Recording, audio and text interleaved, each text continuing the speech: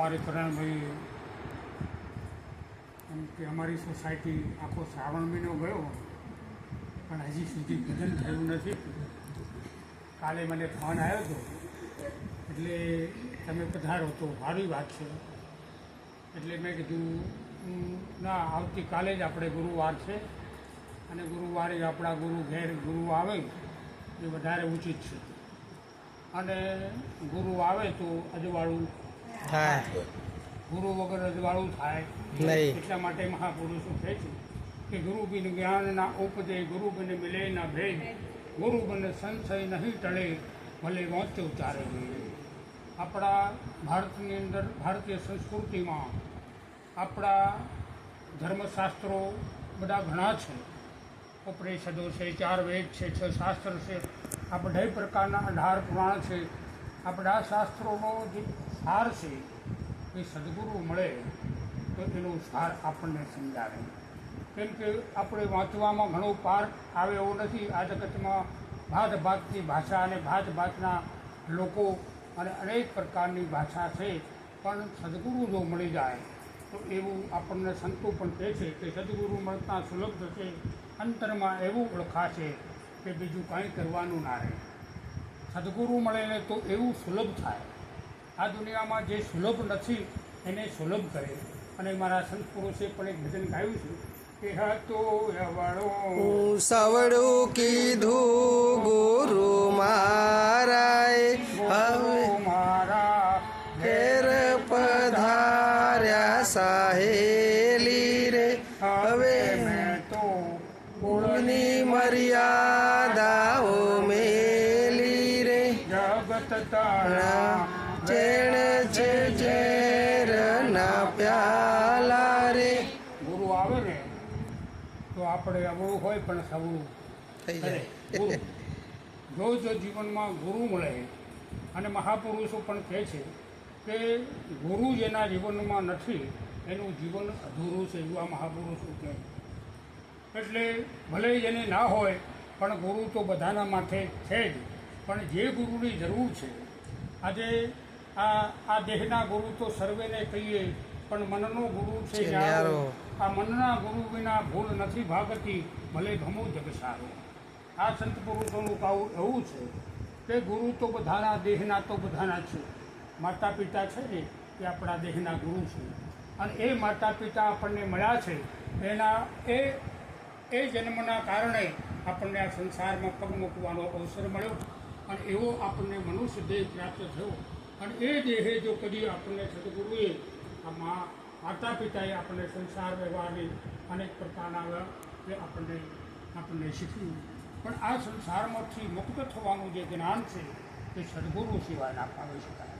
એટલે સદગુરુ જેના જીવનમાં મળી જાય, સદગુરુ ઘણાને માનવું એવું છે કે ગુરુનો અર્થ આખો સમજાય તો આપણને ખબર પડે કે આપણા જીવનમાં એક અનેરો જુદી પ્રકારનો પ્રકાશ આપણા જીવનમાં પ્રગટ થાય. અને એટલા માટે આપણે ગુરુની આવશ્યકતા છે. કેમ કે આપણે દરેક બાબતમાં થોડી કોઈ ધંધો કરવો હોય, કોઈ વ્યવહારિક કાર્ય કરવું હોય તો દરેક કાર્યમાં આપણે ગુરુની જરૂર તો પડે જ છે. ગુરુ વગર તમે કશું શીખી શક્યા નથી. અને એના કરતાં વિશેષતા વાત શું છે કે ગુરુ મળવા અને સદગુરુને મેળવવા આ બે વાત તો અલગ છે. ગુરુ તો આપણને મળી જશે, પણ જે ગુરુથી આપણું કલ્યાણ થાય, આપણા જીવનનો ઉદ્ધાર થાય, આપણા જીવનમાં કંઈક નવો ઉદાસ આવે, એવા સદગુરુનો મહિમા આપણે આજે અમારે ધીરેનભાઈએ આપણને બધાને આમંત્રિત કરીને બોલાયા છે.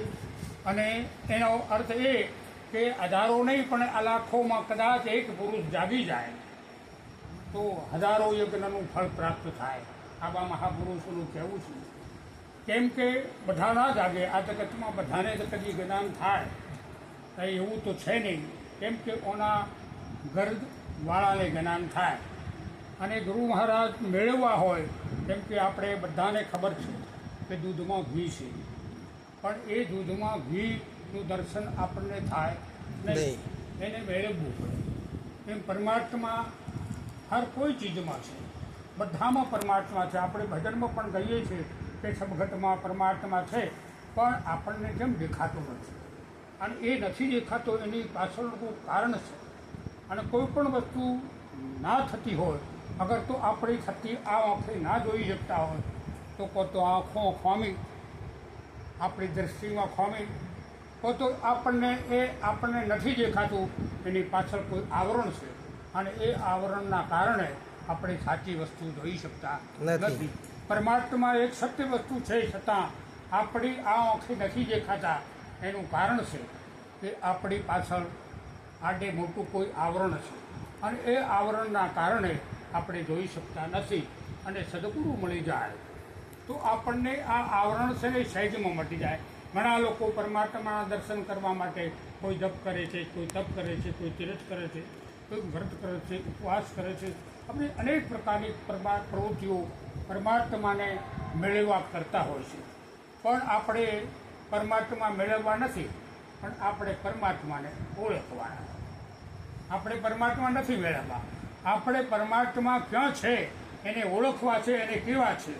આ જગતમાં જે પ્રકારના પરમાત્માના મંદિરો, અગર તો જે કંઈ મૂર્તિઓ, પ્રતીકો જે દેખાય છે એ ખરેખર પરમાત્મા છે કે આના કરતાં જુદી પ્રકારના પરમાત્મા છે.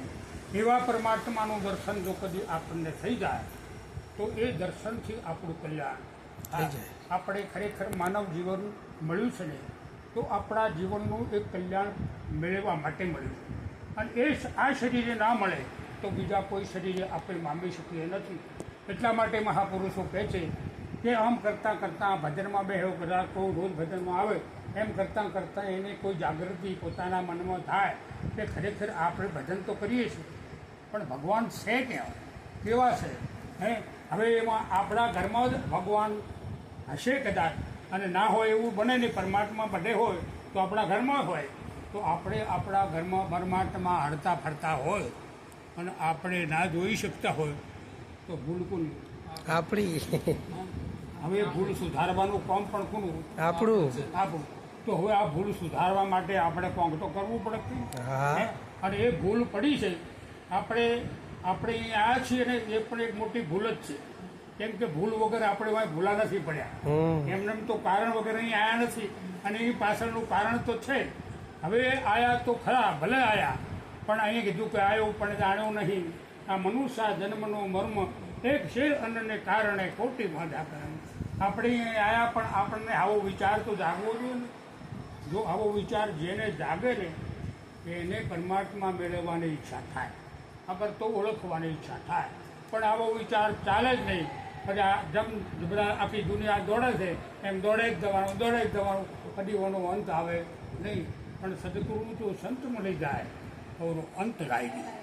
અને એ અંત એવો લાવે કે ક્યાંય તમારે કરવું ના પડે, કશું કરવું ના પડે, ક્યાંય જવું ના પડે, અને એ જ વસ્તુ તમારી પાસે છે, છતાં તમને એનું દર્શન થતું નથી. અને એ નથી થતું એનું કારણ કે આપણી પાછળ કંઈક આવરણ છે. આપણે જેમ એક વીંટી અને સોનું એ બે દૂર નથી, પણ છતાં આપણને જુદું ભાષે છે. હકીકતમાં વેટી છે ને એ જ હોનું છે, ને હોનું છે ને એ જ વેટી છે, પણ એ વાત આપણને સમજાતી નથી. હાલ હમણાં કોઈને પૂછું કે આ કોને આ નાકે શું પહેર્યું છે તો ચૂની કે બરાબર છે, પણ હોનું કે ખરેખર તો હોનું છે, પણ છતાં હોનું છે એવું આપણને સમજાતું નથી. પણ ઘાટ ઘડ્યા પછી નામ રૂપ જુદવા, અંતે તો હેમનું હેમ છે. પરમાત્મા તો આગો પાછું થાય એવો નથી, અને તમે એને ખોળવા દો ને તો મળે એવો નથી. પણ એને સમજવા માટે અને એને ઓળખવા માટે સદગુરુની શાન જરૂરી છે. અને સદગુરુ તમને બીજું કશું કહેતા નથી. આપણે કોઈ કપડાં બદલવાના નથી, આપણે કોઈ બીજી ક્રિયા કરવાની નથી, પણ આપણને પ્રગટ પરમાત્માના દર્શન આપણને થાય એવું સદગુરુ, આપણા સંત પુરુષો આ ભેગા બેસવાનું કારણ કે કંઈક ને કંઈક જો તમને જાગે તો તમને આ વસ્તુ પ્રાપ્ત થઈ જાય. નકર આખી દુનિયા લોકો આ મંદિરોની પાછળ પગથિયાં ઘસી નાખે જાય જ છે, પણ શું મેળવીને આવે છે એ તો એમને પોતાને ખબર પડે. આપણે ના કહેવું કે કોઈ મળતું નહીં એવું ના કહેવાય. કેમ કે કોક તો મેળવવા જતા જ હોય છે બધા. મંદિરમાં કોઈ એમને એમ જતું નથી. મંદિરમાં કોઈ પરમાત્માનું કે આ ઘેર અગરબત્તી દીવો કરતા હોય એને પણ કોંક ને કોંક તો કારણ છે એની પાછળ. નકેક અગરબત્તી દીવો કોઈ કરે નહીં. આ દુનિયામાં બધા દુઃખથી પરમાત્માને યાદ કરે, સુખમાં કોઈ કરે નહીં. ચારે બાજુ બરાબર સારું હોય તો ભગવાનને ભજવામાં ઘણા લોકો એમ કે અમારે કાકા એવા હતા